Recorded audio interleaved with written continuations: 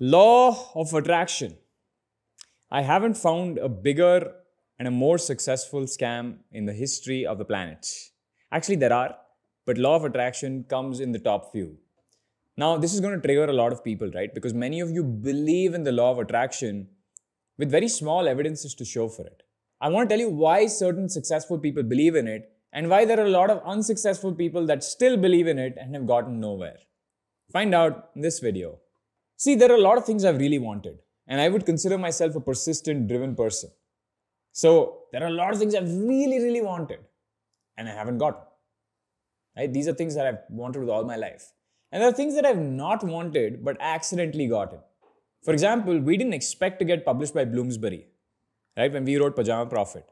It happened accidentally. We didn't badly want it or anything. And the things I've really badly wanted, which have just not come to fruition. So the point is, life is random. There's a book called Fooled by Randomness, where a lot of people go through life in random sequences and then see some pattern. It's like seeing, a cloud and saying, oh, this looks like an elephant. Right? They're seeing a pattern and they're assuming that pattern is the reality of life. But the truth is, it's just random, and sometimes life throws biscuits at you, random biscuits at you. And sometimes when you really wanted something and life has thrown a biscuit at the same time, you associate the two. You say, I attracted this and life gave me this. Now, some of you will send me a video of famous actors, very famous actors in India saying law of attraction, I attracted this and it came to me. Firstly, guys, actors are not hired or known for their intelligence.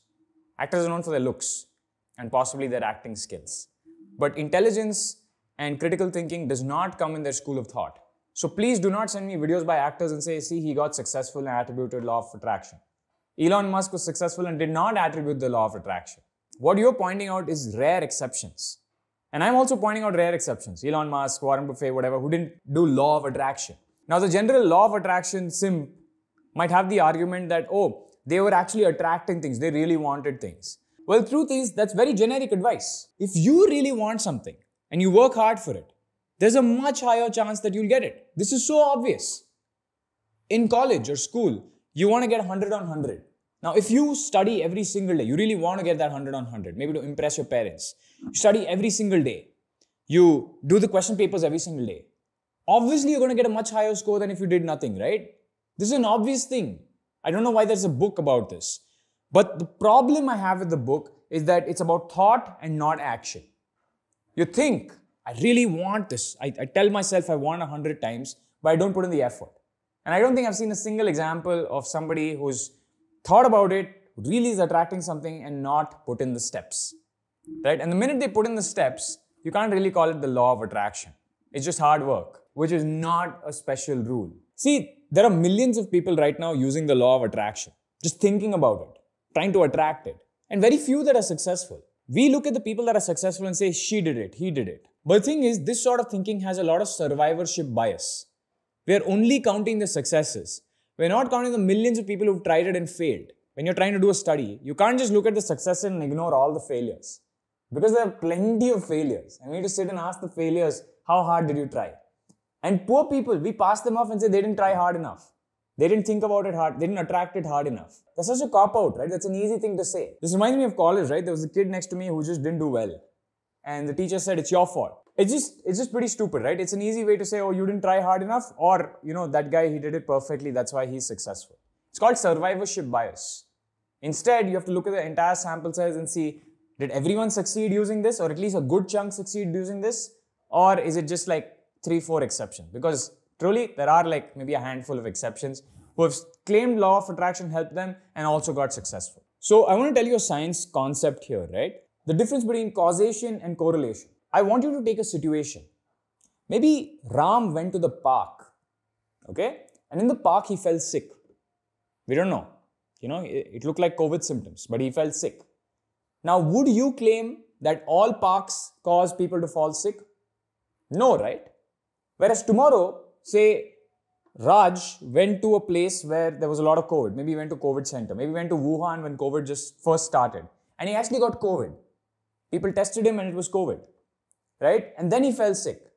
Would you be able to create a relationship? Would you say there's causation? Would you say that Because he had COVID, he got infection. But in the first case, you can't say because he went to the park, he got infection. So park and sickness are correlated. They both happen at the same time, but one did not cause the other. Whereas COVID and sickness have a causation. One did cause the other. So that is very important, and that's what we try to differentiate in scientific studies, which is, did these two things just happen together or did one cause the other? With law of attraction, all the cases that we've seen, it's always correlation. Two things happen at the same time, and it didn't happen for many other people as well. But did you attracting something give you that thing? Absolutely not. There was a correlation, and that is what we try to differentiate in science. So basically the book is an anti-science book, and all the progress we made over the last 200,000 years, basically that book says the opposite of it and drops it into the ocean. Now I will find a compromise. If you're someone who really believes in law of attraction, has read all the books, I'll find a compromise for you. The compromise is use law of attraction as a motivator. Believe that you can do it. Start there. That believe you can achieve something. And then put in the work. Use that belief to help you put in the effort. Because effort is going to give you rewards. I can think about making YouTube videos. But if I don't actually make the YouTube videos, I will get no followers or no subscribers. Use your idea of law of attraction to actually motivate you to put in the effort. That's the compromise that I'm hoping for. I've said this before, but compounding and consistency actually negate the randomness in the world. Do not expect biscuits from the world. Instead, be consistent so that the day the biscuit comes, you've continued to hold a bowl out every day so that whenever life throws you a biscuit, it might not be today, it might be 6 months later, 8 months later, you are prepared because you are putting in the effort. And holding that bowl is you putting in the effort.